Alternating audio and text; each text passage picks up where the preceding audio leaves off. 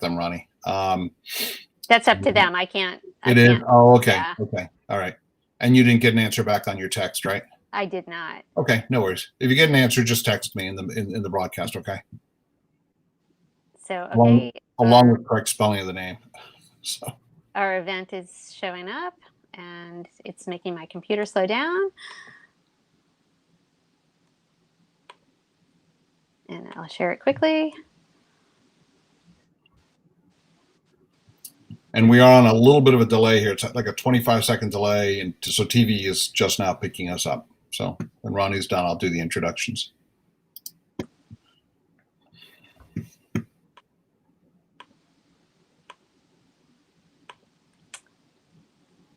And we are good. Super, it worked. Yep. Congratulations, yep, all of us. So, okay, all right, Ronnie, thank you.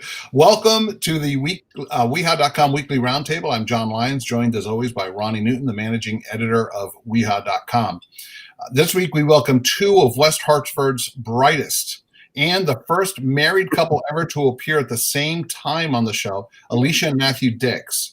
Alicia is a kindergarten teacher at Morley Elementary School, and Matthew is a fifth grade teacher at Walcott School. And they're going to share how it's going, what it's like in this hybrid teaching model, and what are some of the best practices that are working for them. They are also the founders of Speak Up Storytelling, which is a storytelling organization promoting the art of personal storytelling, fostering and supporting a community of storytellers. So after that long introduction, Matt and Alicia, welcome to the show, and thank you for coming. Thank you, guys. Thank you for having us. Thanks so much. So, yes, thank you.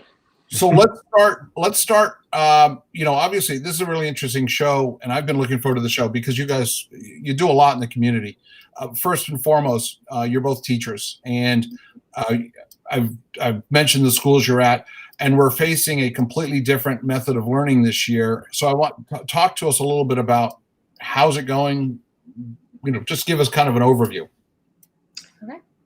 Sure. You start. Well, what I've been telling people is that as teachers, our focus or our central themes have always sort of been safety first of students, and then social and emotional welfare, and then academics. And it really does fall, in that order. We have to make sure kids are safe and socially and emotionally healthy before we can actually teach them. And the difference this year compared to other years is just those first two things take up so much more of our time.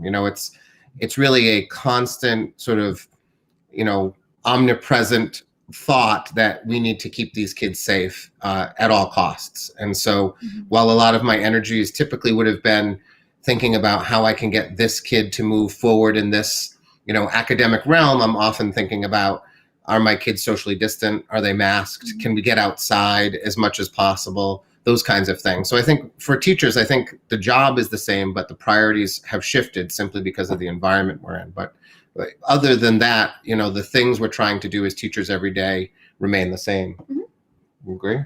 I agree. I mean, I teach kindergarten, and so we are doing, as all the grades are doing, a lot of hand washing, a lot of sanitizing, and it takes a long time at the kindergarten. Yeah. So in fifth grade particularly, where the kids, this might not be so much the case in kindergarten because they're new to the school environment, or most of them are, but were your fifth graders afraid when they first came back to school? Were they, was there a sense of trepidation that they were suddenly around people and really hadn't been around people for the past couple of months? Yeah, I didn't sense fear. They're elated to be at school. The kids who are on the off week, on their hybrid remote week, they're genuinely sad to not be at school. But at the same time, I have kids who remain masked all throughout the day. And I know some of them remaining masked throughout the day because they are genuinely afraid of bringing home a disease to a family member or catching it themselves. So even when we are taking socially distant mask breaks outside, or when they're playing at recess in a way that is socially distant and safe to remove their masks, I have kids that are just afraid to remove it at any time. And so for them, the mask is always on. So there's a level of fear, but it wasn't coming back to school as much as I think it is just a constant source of fear for lots of kids. Okay, there we go. I'm sorry, a little blip. We lost the feed for a second. Alicia, talk to us a little bit about how the kindergartners are handling it. It must be really hard to impart on them the importance of keeping the mask on, keeping them focused. How do you do that? Honestly, I was expecting the masks to be more of an issue than they have been.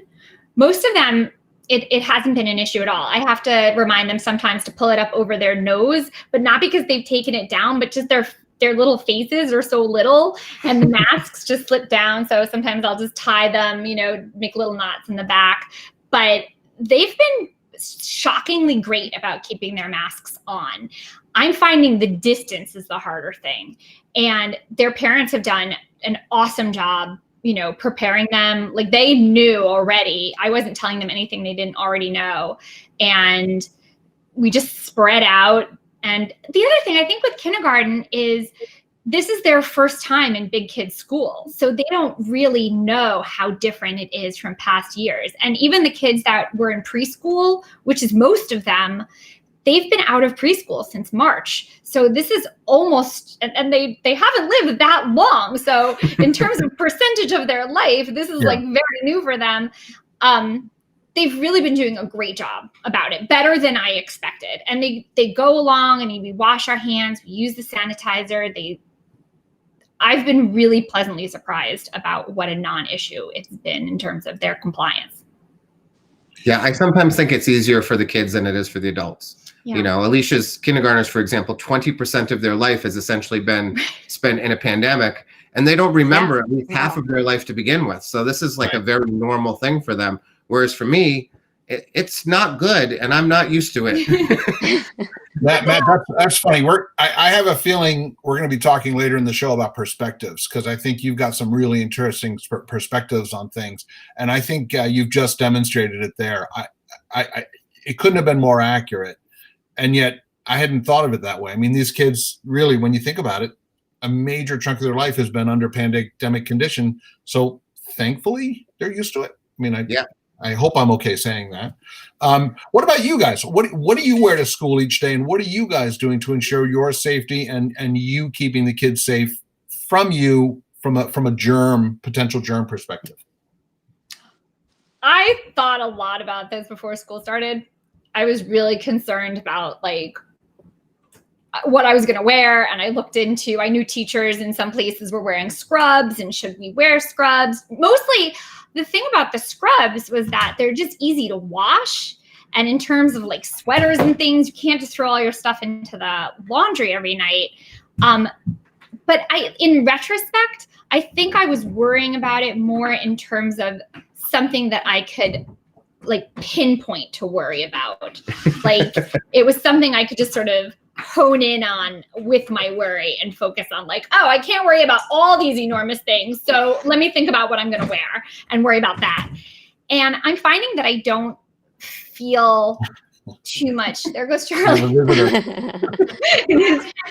Okay, sweetie pie. In his Minecraft jammies. It does not feel the way that I thought it was going to feel. So I kind of thought we're going to change our shoes the minute we come home and scrub everything down and Lysol our bodies. But I don't feel that way at all. No, I mean, we wear masks, obviously, and we make sure we have more than one mask over the course of the day to change. I actually have a pair of shoes that I slip on when I come into school, just so I have something that I'm wearing at school versus something I'm coming home. But I think a lot of the research actually is showing that, our concern needs to be about an airborne virus, and being in a room with a preponderance of that virus is a problem. Whereas, the contact, the fomate transfer is not really going to be something that is probably an issue. That said, we're washing our hands constantly and sanitizing and things like that. But I think we're doing what most people are doing in terms of, keeping ourselves safe. Mm-hmm. And then as far as room cleaning, that sort of thing, is that falling on you? Is it falling on the janitorial staff? Is it a little bit of both? Are there ample supplies, things like that? I mean, for us, the custodians are doing all the work. They work harder probably than anyone in the building. Honestly, I never see them not moving. And so they're routinely cleaning classrooms. They go through restrooms, I think at least 3 times a day for a full cleaning. And, they're just constantly on the move, making sure that we're safe. So they're doing a wonderful job. They're working very hard. There's a bathroom in my classroom, and Larry, who's our head custodian, comes in multiple times a day to clean it. The guys are, like Matt said, never not moving. They're working so hard. Aside from all the stuff that they do normally, this morning I opened a cabinet under my sink and the door fell completely off. So when Larry came in to do the bathroom, I was like, can we look at this too? And he fixed it right away. So they're working their buns off. I do want to pass along to Charlie that Kyle Horton says hello. So, so we do get that message. We'll tell him. So, We don't know if Kyle is a kid or an adult. No, Kyle. Hi, Kyle. And of course, lost my train of thought. Ronni, do you have any questions or? Well, I was going to ask about the mask breaks you're taking, and what are some of those activities you're doing, and kind of where do you go, and how many times a day do you and the kids have the opportunity to take those masks off? So the kindergarten, we go out for a snack break in the morning, and everybody has a towel with them. So they grab their towels and we go outside and we spread our towels out 6 feet apart, and then they have their snack. And then we go out again later for recess. And that's not a mask break because they have to have their masks on while they're playing, but they're allowed to go sit on the bench and take a mask break if they want one. And then lunch is outside, same like snack, with the towels be spread out. And anytime the kids want to have a drink, they know to pull their mask down. They can take a drink right from their seat and then pull their mask back up. And I know that sometimes the same way that I'm finding when I need a mask break, that's what I do, is go over to my desk and have a sip of my seltzer. They do the same thing. Yeah, ours is about the same. We do as much teaching as possible outside. My class is outside quite a bit. We'd actually be outside more, but I do some live broadcasting to my remote class, my remote students. So we actually have to come into the building so that they can do the first 15 minutes of a math lesson with us or participate in our morning meeting. But, we probably take 4 or 5 mask breaks at least a day where we're going outside. We have some outdoor seating that's been installed at Walcott, so we do teaching out there as well. It's got, I'm a little trepidatious about, December, January, and February, because we're just not going to be able to do those things. But right now, we are probably outside my class more than half the time. And I'll tell you, one of the silver linings of this is I've discovered when this is all over, I'm still going to be outside. There's no reason for me to not be sitting under the beautiful trees in front of our school and reading silently or reading aloud or even teaching a math lesson that involves manipulatives that we can put out on the grass. It's taken me 23 years to figure out we should just be outside more often. So that is something we'll do, once we're past this. Well, luckily we haven't had any rain, but if it does rain, what do you do? Is there a space in the school where you can go and have the kids spread out enough so that they can take those mask breaks? So they're allowed to have mask breaks in the classroom because the desks are all spaced out 6 feet. I was in Ryan's office today, my principal, and he showed me he has this stick that's marked with 6 feet. So everybody is spaced out in the room. And if it's raining, like it was raining one day during our lunch, and we had lunch indoors, and then we put our masks back on. It's not as ideal as being outside, but it works. Yeah, that's what we're doing. Yeah, we'll have to do the same thing. So Matt, 22, 23 years and all 5th grade teaching? No, the first 10 years was a year in 2nd grade, 9 years in 3rd grade, and since then it's been 5th grade. Okay, but you've got plenty of empirical experience and data to draw on. How do you feel hybrid is going? And talk to me about the kids that are on the alternate weeks that are at home. Are they coming in, and do you feel they're able to keep pace? And I have a little inside information on you. I'll confess now. Our next door neighbor are the Syages, and you had their daughter in your class last year. So I was able to talk to her and learn a little bit about what your tactics and what your strategies were for doing remote. I guess it was full remote last year. So yeah. Tell us a little bit about, what you're seeing in terms of the pacing of these kids versus previous years, that sort of thing. Well, it's definitely slower. I mean, I think a lot of the slower pace comes down to the fact that I have my students until 1:50 every day instead of 3:20. So I'm often turning to them and saying, why didn't we get more writing in? And my students literally say to me, well, it's because we're going home now. instead of an hour and a half from now. And I say, oh yeah, that's right. So they're always reminding me why I'm sort of feeling like a failure and reminding me I don't need to feel like a failure. So, it's definitely slower, but in terms of the remote kids, compared to the kids who were with me for the week, I think the pacing is pretty good. I think things that sort of maybe people aren't taking into account unless you're a teacher, the amount of technical support that I have to provide my remote students throughout the course of the day. Theoretically, I'm teaching them for an hour at the end of the day and providing them with independent learning throughout the day when I'm not with them. But, today I can count at least 4 kids who I had to exchange emails with throughout the day so that they could access the platforms they needed to get on and to get the materials online that they needed. Just because, if a 10-year-old is home alone, or even if he's home and, mom is in the other room working and he can't get on his reading platform, he's either not going to read that day or he's going to read something on his own, but not what I want him to read, or I'm going to pause my class or send my class off to work while I do 2 things at once. That's extremely challenging to do those things. I think the more we get kids accustomed to the platforms that they're operating on now, the better off we're going to be. But I think that the pacing compared to the 2 groups pacing, it's fairly good. It's not ideal in any way whatsoever, but I think a lot of it is a factor of everything takes longer in COVID and we have less time every day with our students. So we're naturally not going to make the same progress that we would want to make. And in the meantime, you're safe to say you guys are putting in more hours. Yes. I would say in my 23 years of teaching, I actually think March through June of last year, I put in more hours than I had ever worked in my life while teaching remotely.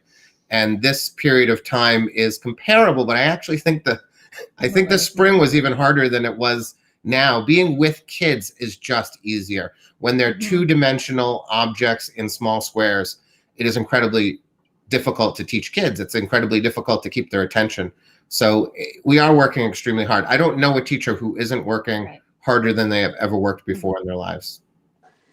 So we're getting a couple questions in the feed that maybe if we wouldn't mind, and I do want to hear more about this from the kindergarten side as well, but West Hartford Public Schools is planning, if the numbers warrant it, to transition back to full in-person learning with the elementary schools, at least on October 13th.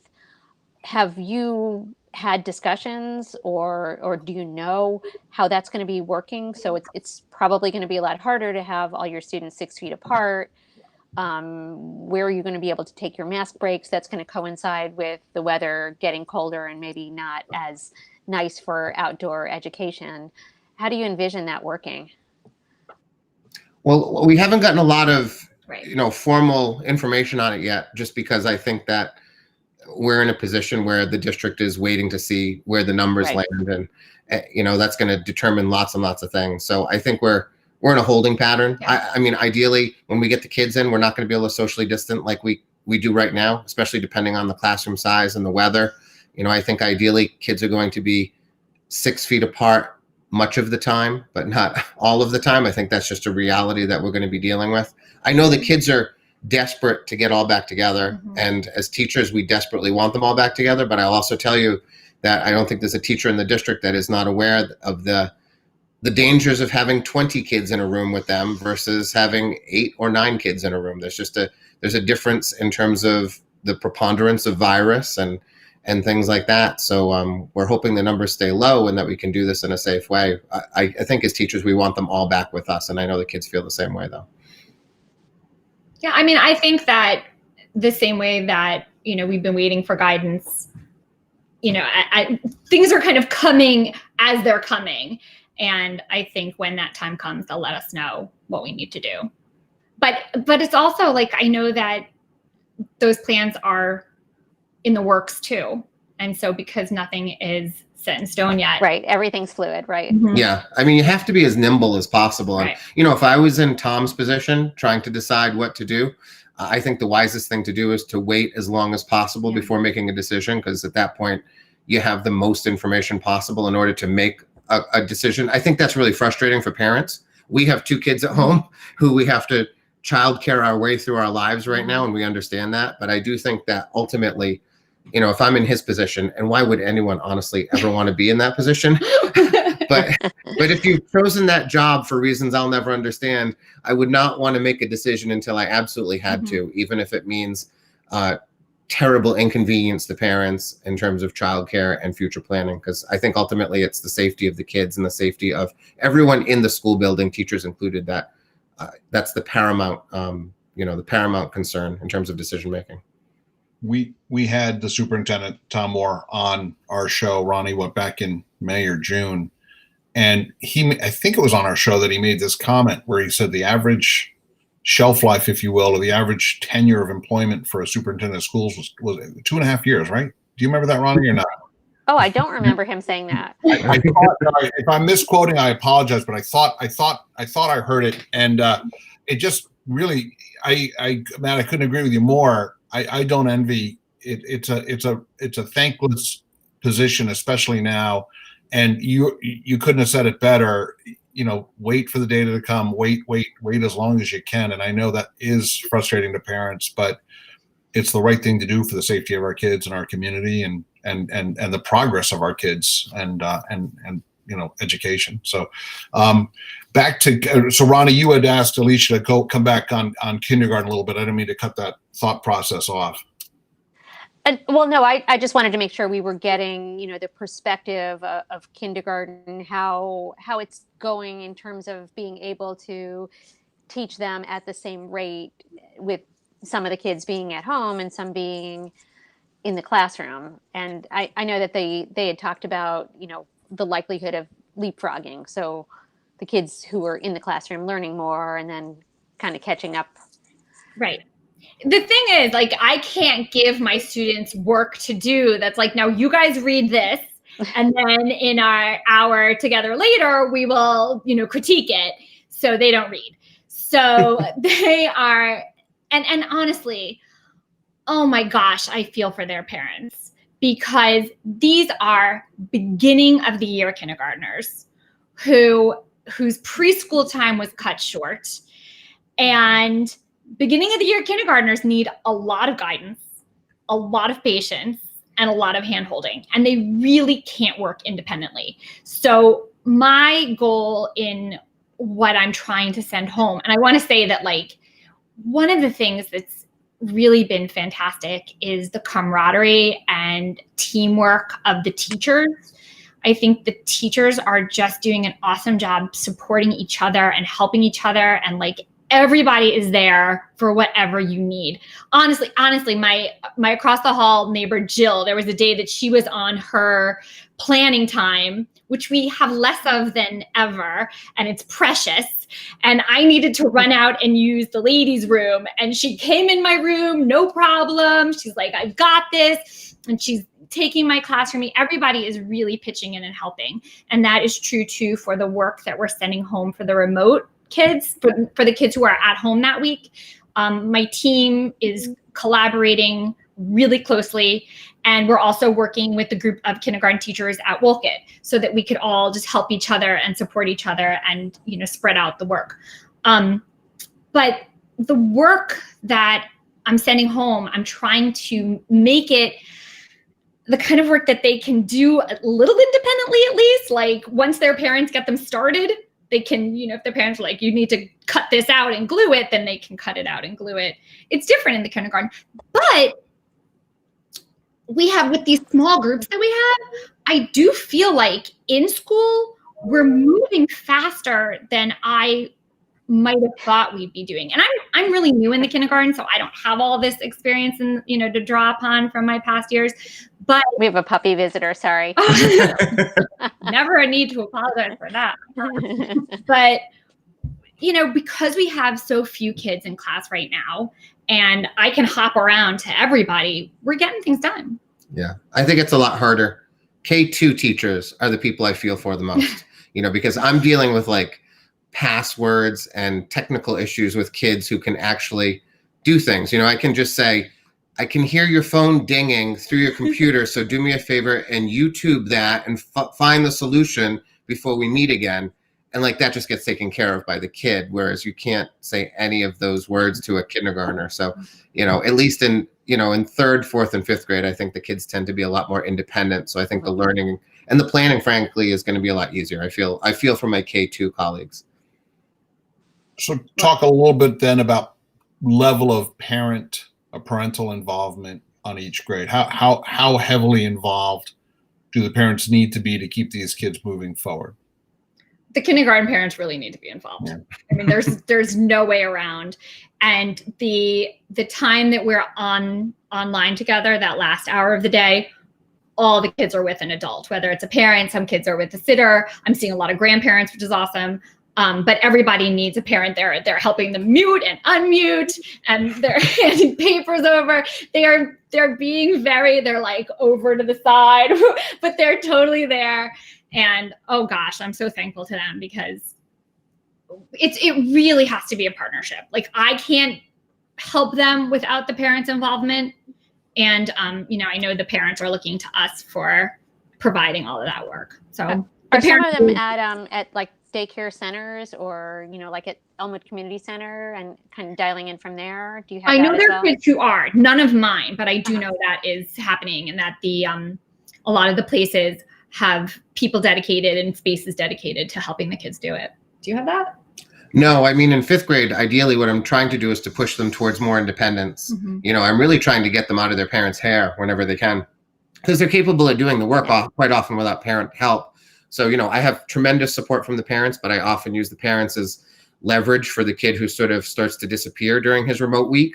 And suddenly I have to make sure that child doesn't disappear. The parents have been fantastic. You send an email and say, your kid doesn't seem to be engaging to the level that might be okay. And then I'm always checking in too, because in COVID, you can never tell whether you have a kid who just doesn't want to work, or you have a kid who has an illness in the family and suddenly they're at grandma's house because they can't be in the house because there's quarantining, and all of those situations happen as well. So as teachers, as much as I want to immediately come down on the kid and say, get to work, my first email is everything okay at home? Do you need support in some way? We're really gentle. I learned that in the spring, dealing with the families in the spring and discovering how every single home had a different and profound challenge that they were facing. And you had to approach every single student and every single family differently. It's the same now, but thankfully in fifth grade, the advanced grades, these kids can do a lot of the work on their own. So parents tend to just be enforcers at home, because I can't come into their house and make their kid work. Although I would love to just knock on the door and surprise them one day. Well, in pre-COVID times, I have been known to knock on a door and surprise a student, but I can't right now. It's just not allowed. So, so you alluded to about both of you. Attendance in general is good. You're satisfied with attendance? Yeah, attendance is great. I think sometimes a remote kid will just not be working as hard as I think they're capable of working, and you can incentivize and motivate kids when they're in front of you.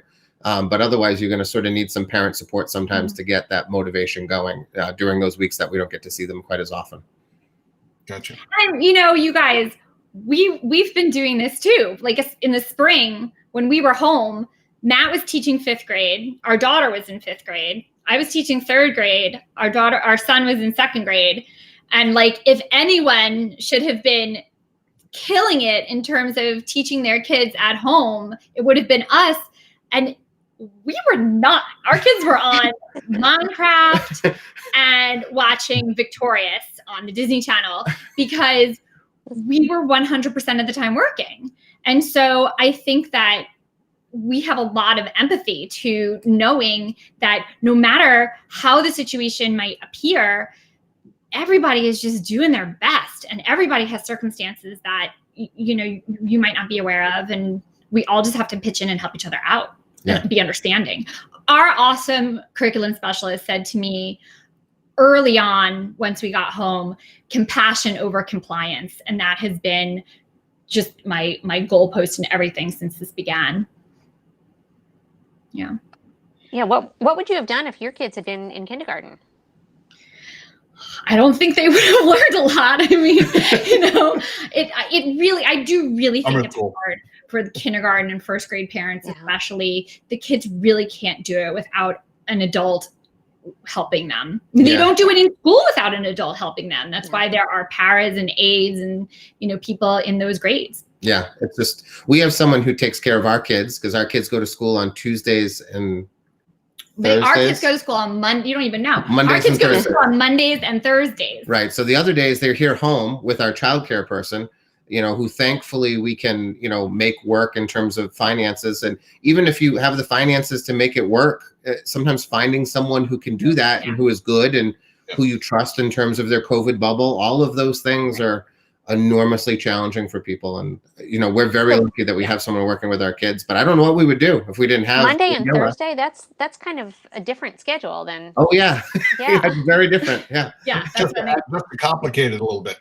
And lots of families have that though, because, every teacher has that, unless your kids actually are in the district where you teach. Most of the teachers I know have these complex schedules where their kids are going to school one day and they're teaching other days. So, but even if they're in the district where you teach, they're hybrid and you're not. Like they're home part-time and you're not. So it doesn't matter. Mm-hmm. Yeah. It's very hard. Yeah. I keep telling teachers that, and parents, I say this is a temporary situation that can feel incredibly not temporary, but we're at 164 days left until the end of the school year. And I don't count down sort of, wishing the days away, but just I count down reminding teachers, we're going to take 164 positive, productive, super steps forward. But please understand it's only 164. We're going to do this for as long as we need to do it. But 164 is not an impossible number for all of us to be incredibly positive and incredibly productive. And that's what that's what I set forward for myself. And when my teacher friends, sort of get at loose ends, that's what I'm always reminding them of. Ronni, any more school questions or should we transition? Let me look here. I just wanted to see other, just a couple of comments here, but I'm Molly McClure. Mrs. One of you is the best teacher ever. I'm not sure which one. It's always Alicia. Alicia is always the best teacher ever. Miss M, we love you. Cool. So anyway, but Ronni, if we're done on the school subject, I'm going to transition over to storytelling. Do you have any more school questions? No, I don't think so. Just, we look forward to seeing, I think we look forward to seeing what's going to happen as the year goes by. We've made it a couple weeks and, hearing about this plan over the summer, people were saying, if we could even make it a few weeks, that's better than nothing. So hopefully I want to keep it going. Yeah. I want to say something about school. It's going to sound self-serving, but I don't mean it to be self-serving. I want to say something on behalf of teachers, which is that teachers are really working hard and super stressed out. And, I think about our kids' teachers a lot. And for anyone who's watching, I would say a kind word to your kid's teacher goes so far. I think just hearing thank you, or we support you. And I'm not saying this to any of my own students' parents will do this for me, not for me, but for the teachers. I just think people really appreciate knowing that the parents are happy with the job we're doing. And, it just goes a long way. I think important message. Very important message. With so much going on, it's just easy to forget. So thank you for that. So anyway, you guys have been on my mind to invite on the show really since day one, which Ronni and I started this. I think our first show was March 11th. And because frankly, you're both very interesting people. You're a lot of fun to watch, a lot of fun to listen to. Great interview. And you have this story. So you founded this story. Together, you founded the storytelling organization, and it's really fascinating to me. Matt, I'm going to focus on you. No offense to Alicia here for a moment, because Matt, I feel like you led the way on the storytelling. How did you stumble into this, and where did you find this passion? Well, I stumbled in is probably the right word. Back in 2011, I went to the Moth. The Moth is the international personal storytelling organization. True stories told live without notes. They have a show on NPR. They had a podcast at the time. They weren't on NPR yet. But some friends had pointed me to the podcast, probably in 2010 and said, hey, you would be interested in this. I'm a novelist and I write stories. And, I've led one of those sort of unusual lives. My friend said, you'll be a great storyteller because you've had the worst life of anyone we've ever met, which is not true and not a nice thing to say to your friend. But I eventually, went to the Moth with Alicia one night in 2011 in July. And I said, I want to go tell a story. And my plan was I was going to tell a story at the Moth because it seemed like a cool thing to do. And then I'd just never do it again. Like that, I'll check that box off. And we went to the New Eureka's Poets Cafe, and I took the stage. I told a story about pole vaulting in high school and, being upset that I wasn't the center of attention for my track team. And I won that night. And I'm a highly competitive individual who likes it when he knows he's better than other people. So I fell in love on the stage talking, sort of just sharing my truth with other human beings. For whatever reason, I've always been able to basically say anything about myself without any concern for my own personal dignity or what other people feel about me. So I started telling stories for the Moth, and I started winning, and I liked it, but I had to go to New York and Boston constantly to do it, and eventually around the country doing it.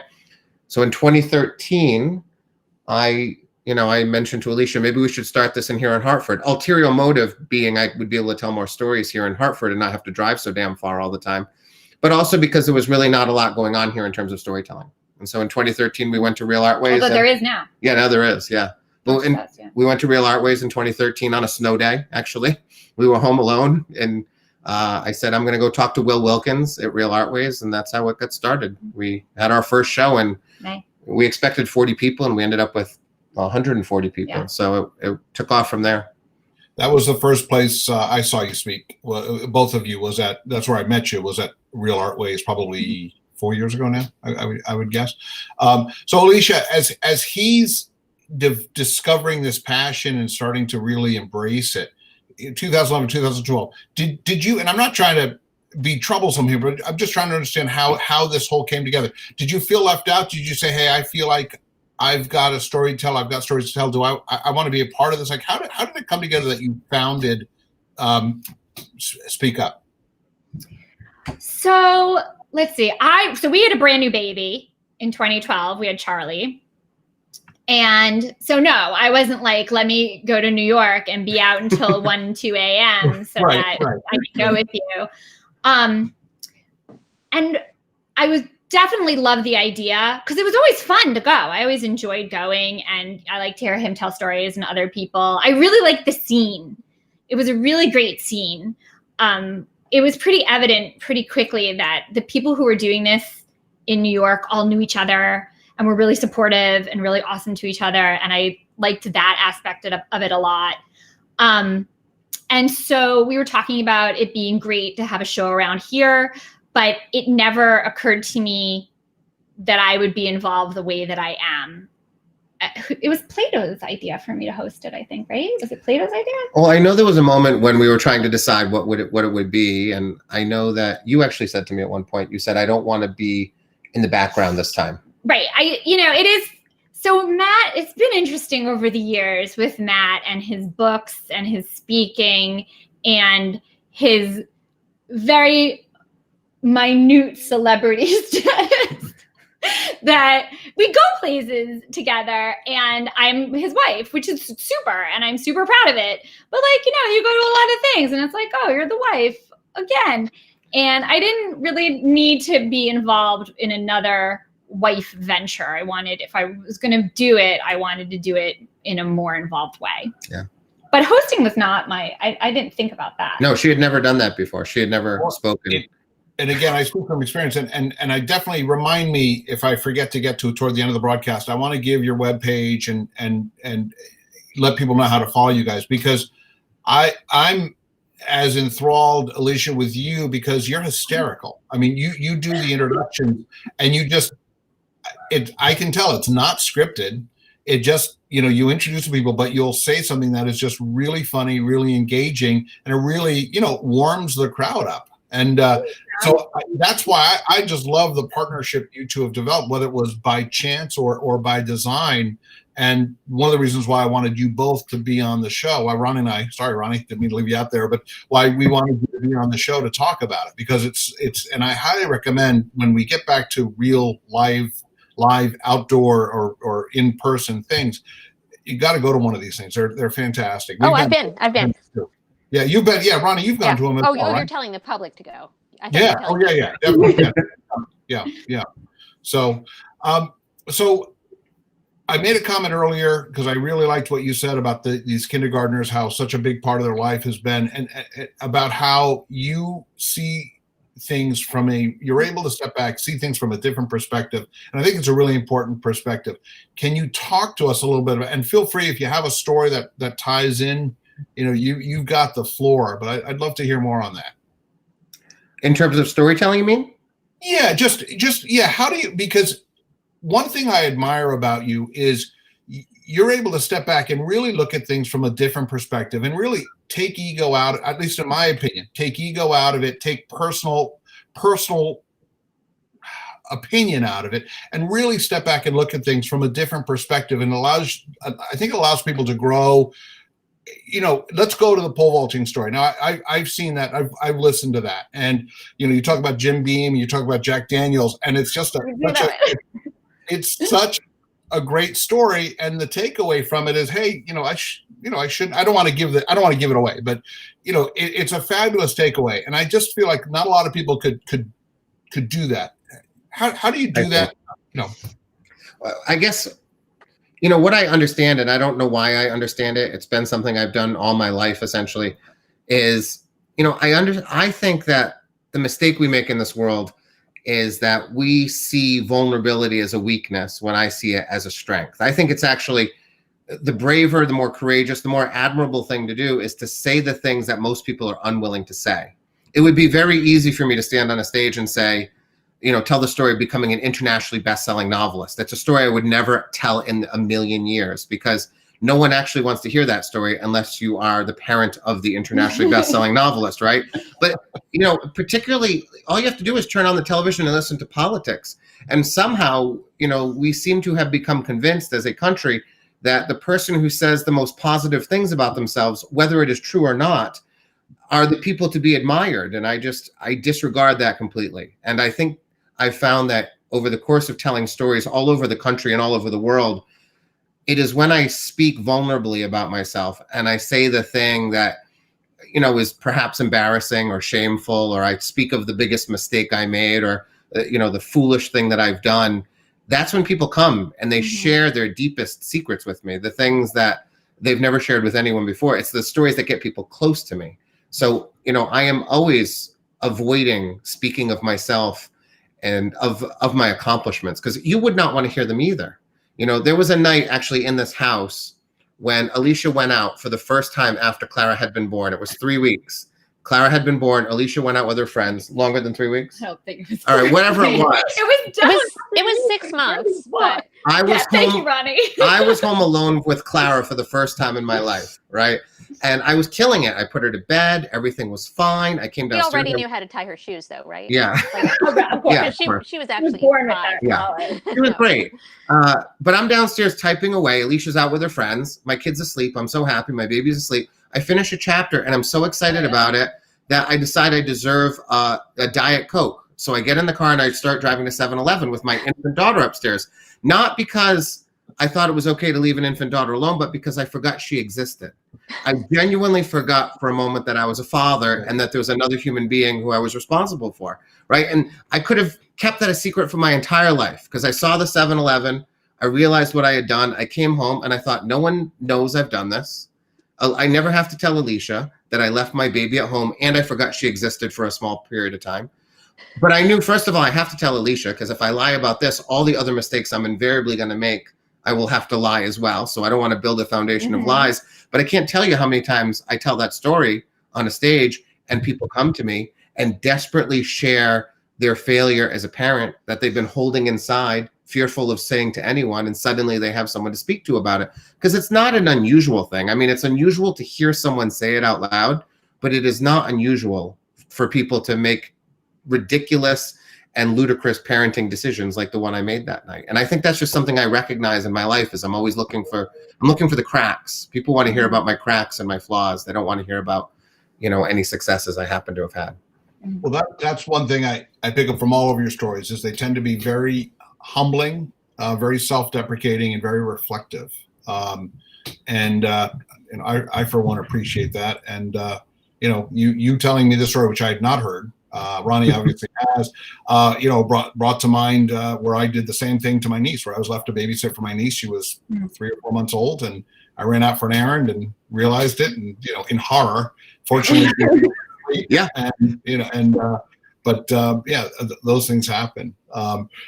Ronni, I'm kind of dominating here. Any questions from you?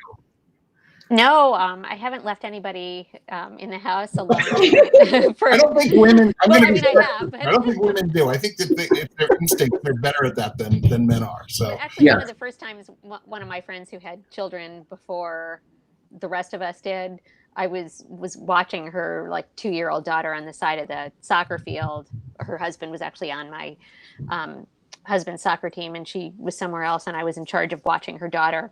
And I was chatting with someone, and her daughter got hit with the ball in the head and immediately fell over and was, crying and sobbing. And I felt really, really, really bad. So I thought, oh my God, I can never have children, because 15 minutes after I was tasked with watching my friend's child, and she got whacked in the head with a soccer ball, and she was okay. And I did tell my friend that I had done that, but I guess that's my worst parent. Well, probably not my worst parenting stories. I'm sure my children can tell you other ones, but we all do it. It's right. Just a thing that happens. And if we're willing to speak about it, I just think the world is a lot easier for other people, especially with Facebook and Instagram. Right. We just show our best selves all the time. Yeah. And it's easy. It's not impressive. We can all curate our lives to the best possible extent, but it's just a better way to be when we're a little more honest with the world. I think it makes it easier for everyone else to live their lives when they know that the perfection that they see on a screen is not the reality. And it's much more interesting to hear about. Unless I have explicitly asked somebody for parenting advice, I do not want to hear what a great person they are. Right. Ugh. Oh no, I can. I concur. We definitely were the 5-second rule family here. Let's just say that. Yeah. So why don't I want to talk about your books, Matt. I want to give you a chance to talk about them, but let's take a second, if you can, and give the audience an idea of how to follow you, where they can find you, where they can hear some of your stories, that sort of thing. Sure. Well, you can find Speak Up at speakupstorytelling.com.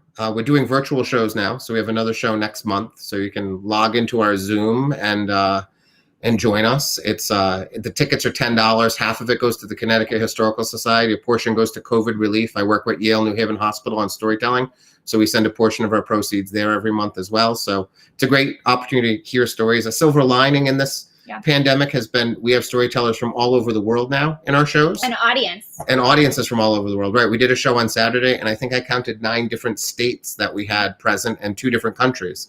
So that's been wonderful. So you can come and do that and watch our shows. So you can find it there. And if you do go to our website, speakupstorytelling.com, a little box pops up, and you can put your email in, and then you're on our mailing list, which is the best way to find out about shows. And I always tell people at the shows, we don't have the capacity to spam anybody, because Matt writes all our emails and he's busy, and we can't spam you. Yeah. So it's only information about the shows. Right. If you go to MatthewDix.com, you can see my stories and things like that. And we have a podcast as well. So if you haven't ever been to our show, you can go to our podcast and hear a story every week. Yeah. And we sort of deconstruct that story and talk about how it works and how you can become a better storyteller. People ask me where they can find the podcast, and I always tell people, it's a regular podcast. You find it on any of the places where you would listen to a podcast. Speak Up Storytelling. Yep. And I have put both links in the thread, so anybody who watches this on any of the distribution channels other than Channel 5 will see it. So it's there for them to see and to click on. It's a clickable. I think it's a clickable link. So we have that. So Matt, you're also a best-selling and worldwide author, and I know that because I've seen you talk about some of the crazy translations that happen in other countries of your book titles. I do read your posts, and they're a lot of fun to read. In fact, I'm gonna sidetrack here for a second. One of the posts, you did this years ago, but it was absolutely astounding to me that people think an egg McMuffin is not a real egg. Yeah. Well, you argued that point far better than I ever could hope to. Yeah, well, I worked at McDonald's for, probably 13 years. I put myself through college doing that. Huh? Yeah. And, yeah. And you talk and you laid out the argument that people have tried to argue with you that an Egg McMuffin is not a real egg and not a real English muffin and not a real piece of Canadian bacon. Yeah. And it's so funny because, again, I talk about how you step back and you take a different tack to your perspective. It was such a beautifully argued thing. It just amazes me that. What do they think it is? They think it's like liquid egg, and like they sort of feel like you just put like goo in the microwave and it comes out as an Egg McMuffin. To the other end, I was telling my students today that I had bruschetta over the weekend, which I've really never had before. And one of my kids said, "What's bruschetta?" And I said, "It's like crudité. It's when they just take toast and put something on top of it and give it a fancy name." That is not what crudité. No, crudité is the same thing. It's like if someone says, "I'm bringing crudité to the party," really they're just saying, "I'm bringing celery and carrots and some dip," but they've given it a fancy name. So bruschetta is nothing more than toast with like apricots on top. So it goes both ways. Egg McMuffins are very fancy foods, and bruschetta is toast with some apricots, and that's about it. So so it depends on your perspective. Well, just a little side note. I'm a huge fan of the McDonald's management program. I think their development program is fabulous. I think they put fabulous people into the workforce. I've encouraged my son to work for McDonald's. I think they're a fantastic place. I can't speak highly enough. I felt that my entire life. When I was a hiring manager running a market for a company in corporate America, I always tried to recruit managers out of McDonald's because John, I've often argued that if I was running a Fortune 500 company, I would assign someone to go to every McDonald's in the country and find the best managers because, like I said, I worked there for 13 years, maybe managing restaurants since I was 16. And I've never met better people than the people I have worked with at McDonald's. Those managers are extraordinary human beings. And so many of them are extraordinary human beings for whom English is their third language. And yet they're managing a crew of people who have multitudes of languages, motivating people who are making almost no money to work hard, and it's an extraordinary thing. So I'm fully on board with that. It's also definitely responsible for a lot of the things that make Matt successful. Like a lot of the things that he does that contribute to his success have directly come from McDonald's. Well, so many of your Facebook posts, and again, I've not seen a lot of your stories, but so many of your Facebook posts center around McDonald's being such a formative part of your life. And it's I don't know, you may laugh at this word, but it's thrilling for me because I spent my career, in the 90s and early 2000s trying to recruit people out of McDonald's. Yeah. And that's why, and successfully recruit some great people. So it's a lot of fun. I never worked for McDonald's, but it's something I can relate to and really enjoy seeing. I think they get a bad rap. I think there's certain things and organizations that get a bad rap, and McDonald's might be one of them. So, in the I think from your perspective, the lower right-hand corner, you see one of your books. I had to put it up the whole broadcast because otherwise everything goes portrait, and we wanted to do this landscape. But I've got a couple of your books here queued up.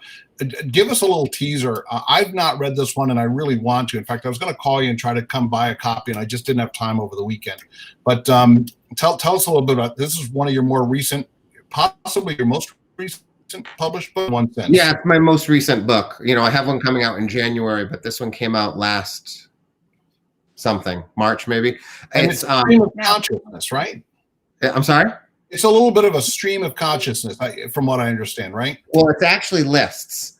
It's an entire novel written entirely in the form of lists. So it's list after list after list with nothing else in between.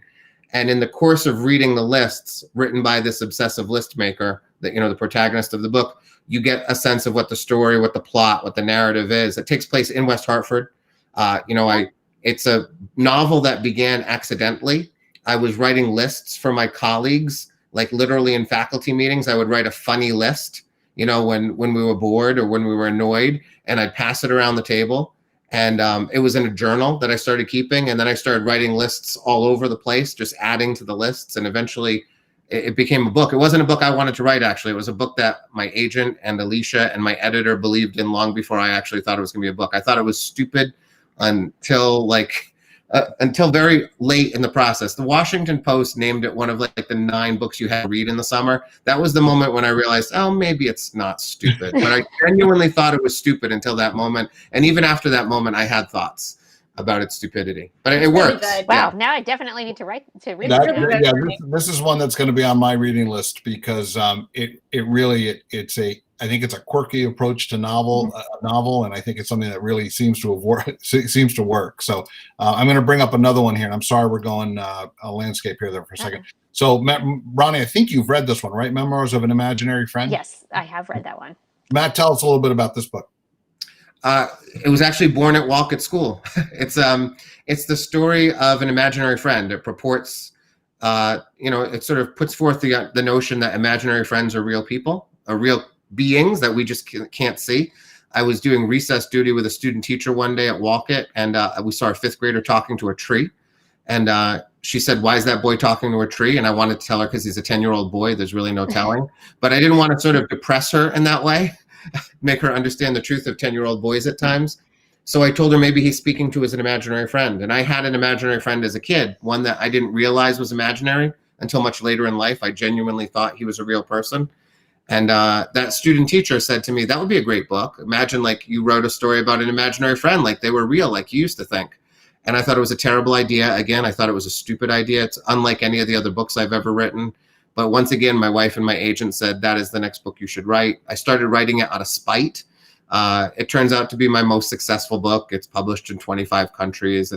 Again, I'm an idiot. I should just listen to what my wife and my agent tell me to do. I've discovered that when I do what women tell me to do, my life tends to turn out better in the end. So she was right. It worked out beautifully. And it's the one book that kids can sort of read. I mean, kids can read some of my other books, but this was a Nutmeg nominee for teens. And, when my students ask me which book to read, there is language in this book, a tiny bit of language. There's a scene that might make some parents uncomfortable, but it was a Nutmeg nominee, at least at the teenage level. So lots of my students end up reading this book, which is a joy to have my kids reading something that I've written. So my daughter read it this summer. She couldn't talk to me about it for a while afterwards because it ends sadly. And she was so devastated. She refused to sort of talk to me about it. And then eventually we managed to have a conversation about it, a beautiful conversation that I'll never forget. It's my favorite of his books. You wrote a blog post about that, didn't you? I probably did. I think, I write. I think I read that. If I feel something, Ronni, I basically write about it. Andy Mayo, the director of Fine and Performing Arts in West Hartford, he once told me, he said, "Fine and performing," because Pam is. Oh, performing. Andy Mayo once said to me, he said, "You just live out loud." And that's sort of what it is. If I feel something, I'm going to write about it and let everyone know how I feel. Yeah. So I'm sure I did. Got one more I'm going to show you here, going back to the story telling. It's story worthy. Give us a little teaser on this one. This one we can buy at one of your events. Is that correct? Yeah. When we have live events, we actually have those books. It's my nonfiction. It's how to tell stories. Essentially, it is. It's how to find and tell stories in your life. It's the how-to book on that. It's the culmination of sort of workshops that I did. I go to places and I do weekend-long workshops quite often. So I'll do a Friday, Saturday, Sunday. And I never had enough time to talk about everything I wanted to talk about. So the book became all of the things I've been telling people over the years, because I teach storytelling now all over the world. So, I couldn't constantly spend 36 hours with human beings teaching them how to tell stories. And it turns out no one ever wants to spend 36 hours with me consecutively. You don't. Even you don't. You don't. So the book will teach you how to find and tell stories. It's very autobiographical too, so you can learn a lot about my life. I hear from people all the time. Just today, someone emailed me and said, "I feel like I know you. I read your book and now I feel like you're my friend." And I thought, I still don't know what your name is, but I'm glad you feel connected to me. I saw one story where a woman called you, and forgive me, I've looked at a lot of your stuff, Matt, so I just don't remember if it's something recent or where a woman called you literally in tears, where you talked about homework for life, and she was moved, and she really, and we're going to have you guys on again. We're going to leave homework. We want to leave something for the next show, because this has been a great show. Ronni, any parting shots here before we say our goodbyes? Let's see, parting shots. We have a newsletter coming out tomorrow, weha.com newsletter. So it's not done, but we'll have a story about very exciting, West Hartford's new parking app and a change in the overnight parking eventually, but not right away. It's actually been extended for a couple months, so you can park on the street to your heart's delight through November 30th. And let's see what else is coming We have up. a big guest next week, do we not? Next Thursday. We do have an announcement. So Matt Warschauer, the creator of the famous and or infamous, depending on how you want to call it, Halloween House on North Main Street, is going to be our guest next Thursday night from 6 to 7. And that should be another fascinating interview. He is really, really a smart guy. And every year when I talk to him about his concept, I learn so much. And I kind of feel like I have to study to be able to have this conversation with him. But we look forward to having Matt Warschauer as our guest next week. I'm so glad to hear he's smart, because I always think those people must either be brilliant or crazy. So I'm glad to hear he's on the brilliant I don't side. know that those things are exclusive. That's true. I'm really excited because and I'll put up, we usually do the format where we have 2 guests, so the 4 boxes are full. But next week with 1 guest, we're going to be able to talk about the different years, because Ronni has all of that stuff in archive. So I'm really excited to be able to talk about what his thought process, what was going on year after year. He's done it for what, 10 years now, Ronni? Oh, no, he actually started in 2003. Yeah, so 17 years. I mean, that's exciting. So it's actually, no, I take that back. He started being a little bit political in 2003. He moved to West Hartford when I did in 1998. And he's always done some kind of, semi-elaborate Halloween decorations, but it eventually morphed into, it's really a combination, not so much political, although it is political, but it's a history lesson. He's a historian and he's very concerned with democracy. So he will pick on both parties. Mm-hmm. So it's really more like what has happened to our democracy, what's happened to the 2-party system, what's happened to this country. Those are the things that keep him up at night, and kind of that's what he reflects in his displays. And they're scary things, which is why they go with Halloween. That's gonna be a fun show. So Matthew, Alicia, Dix, thank you both very much. Check them out online, speakupstorytelling.com and MatthewDix.com. Really fascinating stuff. We're going to get you guys back on because we just scratched the surface on the books and the storytelling. Thank you both very, very much. Ronni, thank you as always. Thank you. I'm John Lyons for Ronni Newton, and we'll see you next week.